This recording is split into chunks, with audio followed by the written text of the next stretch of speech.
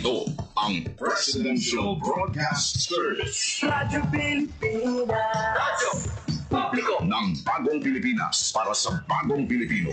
Naghahatid ng mahahalagang balita at impormasyon na guugnay ng pamahalaan sa sambayanan. Tulay sa himpapawid ng serbisyo publiko. Radyo Pilipinas. Radyo Publiko. Ang boses ng Pangulo sa Iloilo. Radyo Pilipinas. 585 AM. Oras sa Radyo Pilipinas, impunto alas 8 sa aga. Nagapanguna nga balita sa syudad, sa mga banwa, sa probinsya sa Iloilo, kagkaingon ng mga probinsya. Mga pananawon sa likod sa mga balita. Inyong mabatian sa Radyo Pilipinas Iloilo News. Mga balita ang mga sagata sa inyong aga. Yung bantayan, yung sunod, yung tipon sa Radyo Pilipinas Iloilo News Team. Gikan sa hulot balitaan. Diretsyo sa inyong palamatian. Yari nga! Radyo Pilipinas Iloilo News.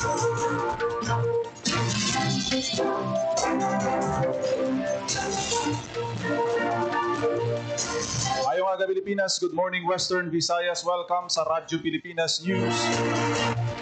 Sabong adlaw sang Webes, Setyembre 25, tuig 2025. Ako ang inyatag balita, Junel Baclay, kag karon sa aton balantayan kag mainit nga mga pangulong dinala. Main sang Western Visayas kag Negros Occidental dala sa storm signal number 1 bangod sa bagyong Upo. Pila ka banwa sa siyudad sang Iloilo o kon sa probinsya sang Iloilo, lakip ng Iloilo City nagdeklara sang suspension sa face-to-face classes. OCD6 nagapanghanda na sa tropical storm Opong.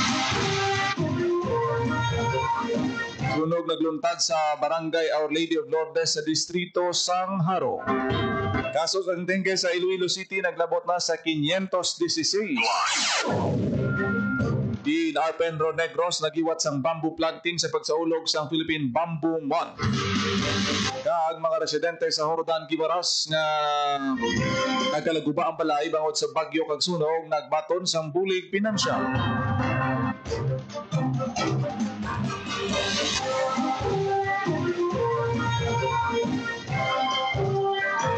Oras sa Radyo Pilipinas alas 8:02 sa aga kag karon sa detalye na sa aton mga balita lukas. News. Wala ang pinakalugar sa Western Visayas kag Negros Occidental sa Tropical Cyclone Wind Signal number 1 sandig sa 5 AM advisory sang Pag-asa. Signal number 1 sa Negros Occidental partikular sa Escalante, Tuboso, Calatrava, Sagay City, Cadiz City, Manapla, Victorias, Enrique B. Magalona, Silay City kag Talisay. Sa Iloilo naman dalang banwa sa San Dionisio, Batad, Balasan, Carles, Sara, Concepcion, Ahoy, Lemery, Barotaqueo, San Rafael, Banate, Anilaw, San Enrique, Pasi, Bingawan, Kalinog, Lambunaw, Dueñas, kag Dingle. Sa probinsya sang Antique naman ang mga banwa sang Libertad, Pandan, Sibaste, Kulasi, Tibiao, Barbasa, Bugasong, Lawaan, lakip na ang isla sang Kaluya. Signal number 1 sa sa probinsya sang Capiz kag Aklan. Radyo Pilipinas. Radyo Pilipinas News. So, sa face-to-face classes sa tanan nga level sa Iloilo City sa buong adlaw Webes, Setyembre 25, sandig sa nangin rekomendasyon sa Iloilo City Emergency Operations Center. Ginpahayag ni Mayor Raisa Trinas mag-shift sa alternative delivery mode ang pagtuon sa mga kabataan. Sa probinsya naman sang Iloilo, lakip sa mga nagsuspend sang klase. Amo ang banwa sang Liganes Preschool to Senior High School, banwa sang New Lucena. All levels naman sa banwa sang Carles, Ahoy, Balasan, kag Dumangas, Batad, Estancia, Barotac Viejo, kag Sara, amuman sa banwa sang San Dionisio. Radyo Pilipinas. Radyo Pilipinas News. Office of the Civil Defense 6 nagapanghanda na sa Tropical Storm Opong. Radyo Pilipinas. Radyo Sa balita ni Paul Tarosa. Naka-alerto ang Office of Civil Defense 6 Region 6 sa posibleng epekto sa Bagyo Opong sa Western Visayas. Sa forecast ng Pag-asa, malabayan sa Bagyo Western Visayas labi ng mga probinsya ng Capiz, Aklan, Northern Iloilo, kag Northern Antique. So kay Office of Civil Defense 6 spokesperson Tina Ilustre Mayor, Nagpatigayon sila sa pre-disaster risk assessment ang ila opisina kaupo ng mga member agencies sa RDR RMC6 katuyan sa PIDRA nga makapanghanda gilayon ang nagtrelay nga ahensya sa gobyerno para sa madasig ug epektibong response operations. Nagpangabay man ang OCD sa mga uniform personnel sa PNP, AFP ug PCG nga magpwesto na sa ilang mga search and rescue operations sa mga lugar nga posibleng maapektuhan sa bagyo. Samtang naka-preposition naman ang DSWD sa ilang mga family food packs sa mga strategic area sa Western Visayas para maghatag gilayon sa mga maapektuhan nga residente. Intaganik talupangan sa OCD ang importansya sa alertness kagagin panugtunan ng mga pumuluyo nga mamati sa mga pinakauling advisories para sa gilayon nga pag-evacuate kung kinahanglan. Para sa Bagong Pilipinas, Porta Rosa, Radio Pilipinas, Radio Publiko. Radyo Pilipinas. Radyo Pilipinas News. Pag-secure sa Certificate of Coordination sa mga national government projects ginaduso ni City Councilor Rex Sarabia pagi sa ordinansa. Radyo Pilipinas. Radyo Pilipinas. Sa detalles ang balita. Dapat lang may koordinasyon ng pagpatuman sa mga proyekto sa national government sa lokal na panguluhan sa syudad. Inangin pahayag ng City Councilor Rex Sarabia sa sesyon sa City Council sa Liin, induso sa konsyal ang pagpasar sa ordinansa sa pagkuha sa coordination certificate sa LGU sa pagpatuman sa mga proyekto labi na sa infrastruktura. Paagi sinisuno kay Sarabia mapasiguro nga nagasanto sa plano sa syudad ang mga proyekto kay magakuha man sang feedback bago ini suguran. Base sa serye sa ginpatawag na Quad Committee hearing sa City Council, nadiskubrihan ng mga proyekto nga natalupangdan na wala siyang permits apang naumpisahan ang konstruksyon. Sa ginduso ng ordinansa ni Sarabia, ginaobligar ang mga national government agencies sa pag-secure sa coordination certificate bilang requirement sa konstruksyon sa proyekto. Para sa Bagong Pilipinas, General Baclay, Radio Pilipinas, Radio Publiko. Radyo Pilipinas. Radyo Pilipinas News. Nagahulat sa mga desisyon ni Archbishop Midfield Billones, ang Archdiocese ng Haro, ang parokya ni San Guillermo sa Pasig City, kung ano ang masunod nga tikang para sa simbahan matapos na nagluntad nga pagutas sang kabuhi sa isa ka estudyante sa sulod sang simbahan. Sa ginpagawa nga statement sang parokya ginpahayag nga ginakasubo sang Kaparian Parish Council kag katilingban sang parokya nagluntad nga insidente. Payag sang simbahan nga nagapati silang may personal nga desisyon na matungdan nga persona nagapati man ang simbahan nga kun nga natabo ang insidente sa sulod sang simbahan bangod nga may sense of God sa biktima apisar sa kabugaton sang iya ginadala. Pangabay sang simbahan nga ini nga insidente ang magabukas sang pananawan sang pumuluyo sa pagpabatyag kag pagtalupangod sa mga isig kapareho nga may kabudlay sa ila personal nga kabuhi kag kabay nga magulikid sa isa kag isa.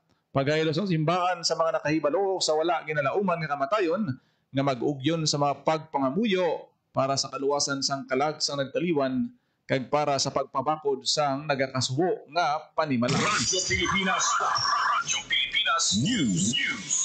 Sa kasunod nga nagluntad sa barangay Our Lady of Lourdes sa distrito Sangharo kahapon sang hapon. Sa video ako ni JC Palma Patricio, makitaan ang kadamol sang kalayo nga madasig nga naglapta bangod sang mabaskog nga hangin.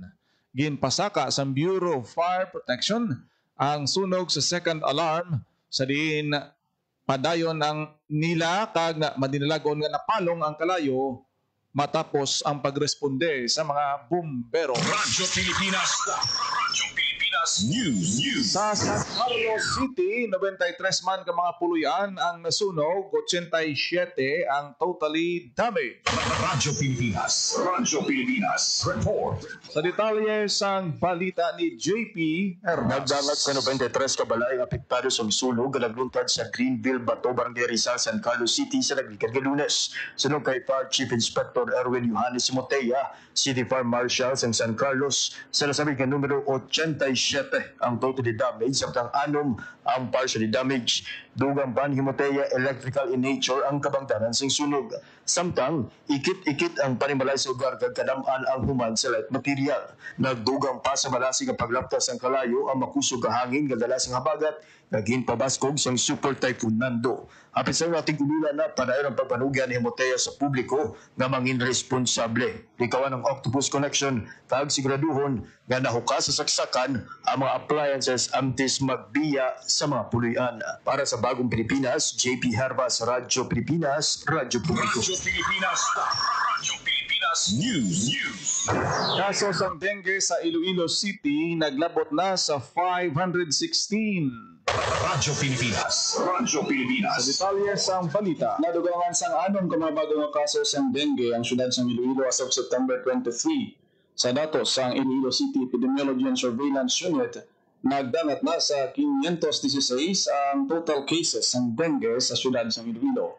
Yara naman sa 7 ang aktibo, 3 ang napatay, samtang 506 na ang nakarecover sa balatian. Padayon na ginapanawagan sa Iloilo City Health Office ang paghiwat sang regular nga clean-up drive sa mga kabaranggayan kag pagpatuman sang 4S strategy agud matap na ang lamok. Para sa Bagong Pilipinas, Gina Baklay, Radyo Pilipinas, Radyo Publiko. Radyo Pilipinas. Radyo Pilipinas News. PENR Penro, Negros Occidental naghiwat sang bamboo planting sa pagsaulog sang Philippine Bamboo Month. Radyo Pilipinas. Radyo Pilipinas. Report. Sa detalye sang balita ni Hope Turiciante. Naghiwat sa bamboo planting activity ang Department of Environment and Natural Resources, Provincial Environment and Natural Resources Office, Negros Occidental. Kadungan sang celebration sang Philippine Bamboo Month. 30 kastak sang kawayan ang natanom sa Mount Canlaon Natural Park na ginupdan ng OIC Penro Officer Forester Catherine Balasa kag Park Superintendent Forester Philip Lechoncito. Sunod sa DENR Penro Negros Occidental, may dako nga papel ang kawayan sa pagpangapin sang palibot, nagahatag sang palangabuyan kag para man sa sustainable development. Dugang pa sang opisina, highlights ng celebration sang Philippine Bamboo Month ang padayon nga panikasog sa paghimo sa mga nature-based solution kag pagsiguro sang partisipasyon sa komunidad bilang suporta sa National Greening Initiatives. Ang tema sang celebration ng mga kawayan, kalikasan, kabuhayan, kaunlaran at kinabukasan para sa Bagong Pilipinas. Para sa Bagong Pilipinas, Hope Trechante, Radyo Pilipinas, Radyo Publiko. Radyo Pilipinas. Radyo Pilipinas News. Rehabilitasyon sang Halandoni flyover nagsugod na moderate to heavy traffic mabatyagan sa area suno sa ICTTMO. Radyo Pilipinas. Radyo Pilipinas. Sa detalye sang balita. Nag-umpisa na ang rehabilitasyon sa General Luna Landoni Flyover bagay nga mabatyagan ang moderate to heavy traffic sa area Santos Avisos ng Iloilo City Traffic Transportation Management Office. Nagsugod ang repair sang flyover sa tinalikdan ni Setyembre 23 kay magarabi gidi tubtob sa Nobyembre 10 tuig 2025. Santos sa schedule nga nag-umpisa ang obra sa area halin na sa aga tubtob alas 5 sapon kag alas 8 naman sa gabi hasta alas 4 sang kagahon kon night shift. Giin pangabay naman sa Iloilo City Traffic Transportation Management Office sa tanan ng mga motorista kag sa mga pumuluyo nga magkooperar para mangin masulhay ang dalagan sang trapiko sa area. Para sa Bagong Pilipinas, Gina Baklay, Radyo Pilipinas, Radyo Publiko. Radyo Pilipinas. Radyo Pilipinas News. Mga residente sa Hordan Guimaras nga nagalaguba ang balay bangod sa bagyo kag sunog, nagbaton sang bulig pinansyal. Radyo Pilipinas. Radyo Pilipinas. Report. Sa detalye sang balita ni Paul Barosa. Sa financial assistance ang siyam ka residente sa Banwa sang Hordan Guimaras matapos man kalagubang ilang balay bangod sang bagyo kag sunog. Ang distribusyon yung tauna ni Hordan Mayor John Edward Gando. Sa siyam ka residente, pitong partially damaged yung ilang balay bangod sang bagyo, nagabato sang tig 2,500 pesos. Samtang nagabato naman sang 5,000 pesos na bulig si Miss Alejandra Besares matapos matumbahan na sang puno ang ilang balay kag nagubagid. 5,000 pesos naman ang nabato ni Miss JL Egonia matapos masunog ang iya balay. Ang financial assistance hingkuha sang Banwa sa Municipal Disaster Risk Reduction and Management Office Calamity Fund bilang kabahin sa response efforts ng lokal na panguluhan sa mga apektado ng pamilya agad magkabangon sa halit na gimbilin sa mga kalamidad. Para sa Bagong Pilipinas, Volta Rosa, Radyo Pilipinas, Radyo Publiko. Radyo Pilipinas. Radyo Pilipinas. Report. Mga freelancer sa Pilipinas ginapabaskog pa sang DICT National Conference ginhiwat sa Iloilo City. Radyo Pilipinas. Radyo Pilipinas. Sa detalye sa balita ni JP Hernas. Tipon sa syudad sa Iloilo ang ginatos ka online freelancer para magtambong sa kadlaw nga Philippine Online Freelancers Conference o kung PAFCON 2025. Ang PAFCON isa na katuigan nga national event sa Department of Information and Communications Technology kung DICT na maistoryahan ang mga naluhaytuhan nga programa, oportunidad ka mga panghangkat nga ginatubang sa freelancing industry sa pungsod. Sino kay Emilio Delfin, Director sa ICT Industry Development Bureau, katuyuan sa conference nga mapahakop sa mga Pilipino nga nagaplano nga magtrabaho sa abroad nga mahimo man sila maka-income sang dulya dari sa pungsod Pilipinas pinagi sa work from home arrangement. Sa pagkamatuod sino kay Delfin, madamo na nga Pinoy nga nagpaidalong sa ilang mga programa ang nabuligan nga maka-income sang 30,000 tubtob 300,000 ka US dollars depende sa proyekto nga ilang mabaton halin sa mga kliyente abroad. Para matagad inspirasyon ng mga interesado nga Pilipino, ang DICT nag-imbita sa mga rockstar o kung mga Pilipino freelancers na may simple nga panugod apang karon nagapanag-iya na sa mga BPO o kung freelancing agency. Kasunod sang PAFCON, ginatarget naman sa DICT Western Visayas nga matipon liwat ang mga freelancers sa rehiyon sa Nobyembre o kung Disyembre agud maistoryahan ang mga pwede pang obrahon para mapasamyog ang industriya. Sino kay DICT Western Visayas Regional Director Reynaldo C. Bukas ang ila opisina sa ibang pang interesado nga magsunod sa freelancing kag padayon man ang ila paglibot sa tanang nga probinsya sa rehiyon. Para sa Bagong Pilipinas, JP Harbas, Radyo Pilipinas, Radyo Publiko. News. Western Visayas, Negros Occidental, may 7 na ka mga Muslim-friendly accommodation establishments suno sa Department of Tourism. Radyo Pilipinas. Sa balita ni Hope Turchan, Sa 35 ka Department of Tourism recognized Muslim-friendly accommodation establishments sa pungsod, 7 diri makitaan sa Western Visayas kag Negros Occidental. Sandig sa datos ng DOT, may 4 ka MFAE sa Boracay Island, partikular ang Savoy Hotel Boracay New Coast, Belmont Hotel Boracay New Coast, Crimson Resort and Spa Boracay kag Paradise Garden Resort Hotel.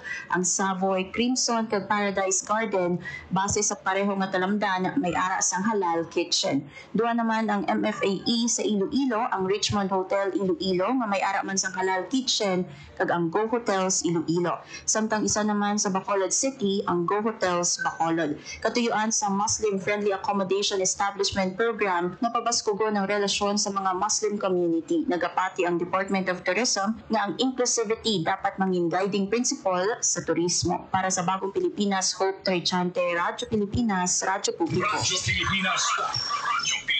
News. estudyante gikan sa Kabatuan, kampiyon sa 2025 World Food Day Regional Poster Making. Radyo Pilipinas. Report.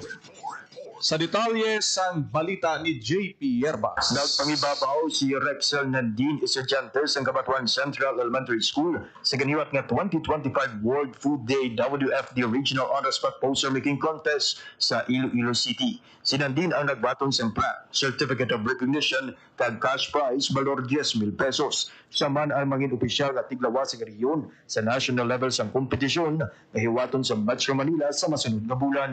Nabluan nga ang aktibidad ginpangunahan sa Department of Agriculture kag Department of Education Western Visayas kag ginpasakupan sang 30 ka estudyante sa grade 5 kag grade 6 gikan sa Panay kag Guimaras. Katuyuan siyang kompetisyon nga mahatagan sa oportunidad ng mga estudyante na ma-highlight kung paano ang access ang mas manaming nga pagkaon makabulig sa pagtukod sa malinong, sustainable kag food secure nga palaabuton. Nagpangaduha sa kompetisyon si Micah Naksim Parohinog sang Malinaw Elementary School sa Plan na nagbaton sang 5,000 pesos. Kag nagpangatlo si Shelo Rain Rodriguez sang Alaminos Elementary School sa Madaraga Clan na nagbaton sang 2,500 pesos. Samtang 4 kiban pang estudyante sa Clan, tig-isa ka estudyante gikan sa Capiz, Guimaras kag Iloilo ang ginhingadlan nga honorable mention kag nagbaton sang consolation prize. Para sa Bagong Pilipinas, JP Harbas, Radyo Pilipinas, Radyo Publiko. Radyo Pilipinas News. Napis kag Negros Occidental dala sa mga nagapangunang fisheries production. Radyo Pilipinas. Detalye sang balita Dala ang kapis kag Negros Occidental sa napulo ka probinsya sa pungsod nga may pinakamataas nga kontribusyon sa fisheries production value sandig sa 2024 Provincial Value of Production in Agriculture and Fisheries ng Philippine Statistics Authority. Ang kapis nakakontribute sa 4.1%, samtang 2.8% naman ang nabalhag sa Negros Occidental sa national total. Sa listahan, Pampanga ang nagpanguna nga probinsya na may 12.5 share, sunod ang South Cotabato nga may 8% share, Pangasinan 7.4%, Palawan 5.7%, Zamboanga del Sur 5%, Maguindanao 3%, kag Quezon 2.3%. Para sa Bagong Pilipinas, Hope Trechante, Radyo Pilipinas, Radyo Publiko. Radyo Pilipinas. Radyo Pilipinas News. Mga opisyal sa Surigao del Sur nagbisita sa Pasay City para sa pag-benchmark sa solid waste management. Radyo Pilipinas. Radyo Pilipinas. Sa balita ni Marian Grace Ereñeta. Nagbisita ang pila ka mga opisyal sa Surigao del Sur sa Pasay City para sa pag-benchmark sa solid waste management sa syudad. Ang delegasyon ang gibubusan ni Vice Governor Manuel Alameda Sr., Provincial Administrator John Vincent Pimentel, 7 ka municipal mayors, sangguniang panlalawigan members kag provincial department heads sa Surigao del Sur. Gimbisitahan sa bugos ka delegasyon ang Pasay City Sanitary Landfill sa Barangay Aglalana kung sa diigin patpat ang solid waste management practices ang syudad. Ginabi-abi naman ni Pasay City Mayor Stephen Palmares ang mga bisita sa isa ka welcome program kung sa diigin pakita pa ang iban nga best practices ang syudad kag may pagbayluhan naman sa insights sa tunga sa Pasay City kag Surigao del Sur. Para sa Bagong Pilipinas, Grace Arañata, Radyo Pilipinas, Radyo Publiko. Radyo Pilipinas. Radyo Pilipinas News.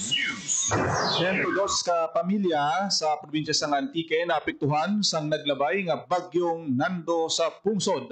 Radyo Pilipinas. Radyo Pilipinas. Detalles ang balita. Sandig sa progress reports ang Provincial Disaster Risk Reduction and Management Office naglabot sa 102 ka pamilya ukon 314 ka pumuluyong apektado sa habagat na ginpapaskaw sa bagyong Nando sa Antique. Ang mga apektado nabalhag sa 4 ka banwa, 3 ka pamilya sa Valderrama, 77 families sa Hamtik, isa sa Tibiao kag 21 ka pamilya sa Banwa sang Sibalom. Magluwas diri may nabalhag man nga landslide ang PDRRMO sa Salagiwan, Patnongon sang Setyembre 23 kag sa Castillo, Tibiao sang Setyembre 22. May ara man sang road depression na na-monitor ang PDRRMO sa Indagan, Sibalom kag Sinondolan sa Banwa sang San Remeo. Para sa Bagong Pilipinas, Hope Trechante, Radyo Pilipinas, Radyo Publiko. Radyo Pilipinas. Radyo Pilipinas News.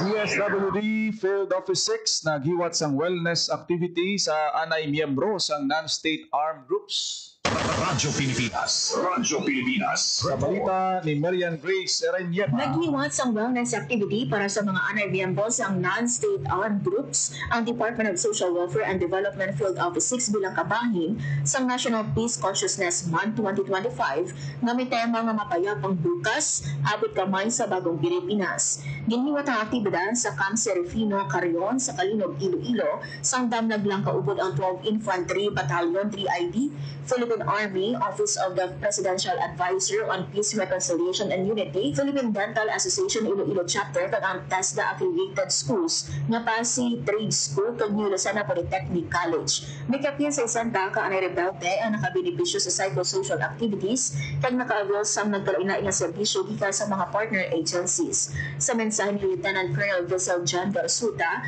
Commanding Officer sa 12 Infantry Battalion 3ID Philippine Army, ginpahayag niya nga padayon ang tikang sa gobyerno sa paghatag sa serbisyo para sa mga former rebels agud sila maging maayo nga ehemplo sa komunidad kag maging aktibo nga advocate sa kalihok. Yan naman sa kahiwatan si DSWD 6 OIC Assistant Regional Director for Operations, Catherine Joy Lampreya. Ang inisyatibo ang kabahin sa commitment ug suporta sa DSWD kang mga partner agency nga buligan ang mga nakabalik sa sabak sang gobyerno sa pagpalapnangman sa inclusivity kag sustainable peace. Para sa Bagong Pilipinas, Grace Arañata, Radyo Pilipinas, Radyo Publiko. Radyo Pilipinas. Radyo Pilipinas News. Stipend sang kapin 8,000 ka mga social pensioner sa Western Visayas nakahold tungod sa ginahiwat na cross-matching. DSWD Field Office 6 nagpasalig nga gilayon nga i-release Sa tiyon nga maklear ang cross-matching. Radyo Pilipinas. Radyo Pilipinas. Sa detalye sang balita. May kapin 8 na ka mga social pensioners sa Department of Social Welfare and Development Western Visayas ang nakuhug pa sa karon ang stipend bango sa ginahiwat ng cross-matching sa Social Security System o SSS. Gimpayag ni Marian Grace Tamonan, head sa Social Pension Unit sa DSWD6, nga tinutuyo sang cross-matching nga mapasiguro na ang mga kwalipikado lang ang mga indigent senior citizen ang makabaton sang stipend. Sa idanon sang programa, ang kwalipikado lang nga benepisyaryo ang edad 60 years old pasaka, mga maluya, masakiton, kag wala sang permanente nga source of income, wala sang regular support halin sa pamilya o pamimata, kag wala nagabaton sang pensyon halin sa SSS, Government Service Insurance System, Philippine Veterans Affairs Office, Armed Forces and Police Mutual Benefit Association Incorporated o kung iba pa nga insurance company. Din klaro, nita muna nga ginahiwat ang cross-matching bagod posible nga sa nagligan nga semestre, wala pa nalakip sa listahan sa mga pensioners ng SSS o kung ibang pa nga insurance company ang mga benepisyaryo. Apang bagod na patay ang ilabana o kung asawa, automatic na naging pensioner na sila. Dili sunod kita muna, ginahiwat ang cross-matching agad masiguro nga kompleto kag gusto ang impormasyon sa mga pensioner. Sa tiyon nga matutiban nga may pension nga ginabaton, payo kita muna nga kinahanglan madalis ang benepisyaryo. Pasaning kita muna sa mga ginhod nga antes magtakop ang third quarter o kung ang bulan sa Setyembre, kag ma-clear na ang ila pangalan sa cross-matching, mabaton nila gilayon ang ila nga stipend. Para sa Bagong Pilipinas, Marian Grace Aranyata, Radyo Pilipinas, Radyo Publiko. Radyo Pilipinas. Radyo Pilipinas News. OWA Regional Welfare Office 6 kag LGU Kalibo nagpirma sa MOA para sa pagtukod sa OFW Help Desk. Radyo Pilipinas. Radyo Pilipinas. Report. Sa detalye sang balita, Nagpirma sa Memorandum of Agreement o MOA ang Overseas Workers Welfare Administration Regional Welfare Office 6 kag local government units sa Kalibo, Aklan para sa pagtukod sa Overseas Filipino Worker o OFW Help Desk. Nagpirma sa MOA sa Darwin sa Joy Moldes, OIC Regional Director, sa OWA 6 kag representante sa LGU Kalibo para sa partnership ko sa diin isa ka highlight sini ang ang pagtukod sa Help Desk. Ang OFW Help Desk ang magasabi bilang frontline center sa paghatag sa assistance, impormasyon kag support services sa mga OFW kag ila pamilya. Ang pagtukod sa Help Desk ang kabahinman sa commitment sang OWA nga dalo ng serbisyo palapit sa pumuluyo samtang ginapabaskog ang kolaborasyon sa mga LGU. Pinaagi sa OFW Help Desk, mas mahapos na para sa mga OFW kag ila pamilya sa Kalibo nga maka-access sa mga programa, reintegration services kag welfare assistance sang OWA. Para sa Bagong Pilipinas, Marian Grace Aranyata, Radyo Pilipinas, Radyo Publiko. Radyo Pilipinas. Radyo Pilipinas News. mga kagatos sa mga OFW sa Western Visayas kag NIR nagbatod sa livelihood assistance halin sa Department of Migrant Workers. Radyo Pilipinas. Radyo Pilipinas. Report. Sa detalye sang balita, Nagbatang sa livelihood assistance ang 200 ka overseas Filipino worker o OFW sa Western Visayas kag Negros Island Region gikan sa Department of Migrant Workers o DMW. Nag-release ang departamento sa 2 million pesos nga livelihood assistance sa ibarang sa Balik Pinay, Balik Hanap Buhay Program o BBPH sa giniwat na simultaneous releasing sa assistance sa Iloilo City kag Bacolod City sa pagpanguna ni DMW6 Regional Director Glenda Aligonza. Sa 200 nga benepisyaryo, 95 sa ila ang gikan sa Rian sa East, kag 105 sa NIR. Magluwas sa pag-release ang assistance, naghiwat mo sa financial awareness kag small business management training sa mga benepisyaryo agud matudloan kung paano idumala ang ila pa lang nga buhian. Ang training ang ginorganisa sa government agencies sa ilalom sa National Reintegration Network. Nagpasandaman ang Department of Trade and Industry o DTI, Social Security System o SSS, kag PhilHealth sa ilang mga programa kag serbisyo para sa OFWs. Para sa Bagong Pilipinas, Marian Grace Aranyata, Radyo Pilipinas, Radyo Publiko. Radyo Pilipinas. Radyo Pilipinas News. oras sa Radyo Pilipinas alas 8:28 na sa atin. Radyo Pilipinas. Radyo Pilipinas. Mga ganyan na batihan ang detalye sa mga nagapahudang balita sa pagpangalagad sa Radyo Pilipinas News subong adlaw sa Webes September 25, 2025. Sa dugang pangabalita kag impormasyon, please share, follow kag like sa aton Facebook page Radyo Pilipinas Iloilo. Ako nagidlamang inyo alagad ang inyo tagbalita kada agad Junel Baclan. Mayong aga Pilipinas, God bless Iloilo. Radyo Pilipinas. Radyo Publiko. Radyo Pilipinas.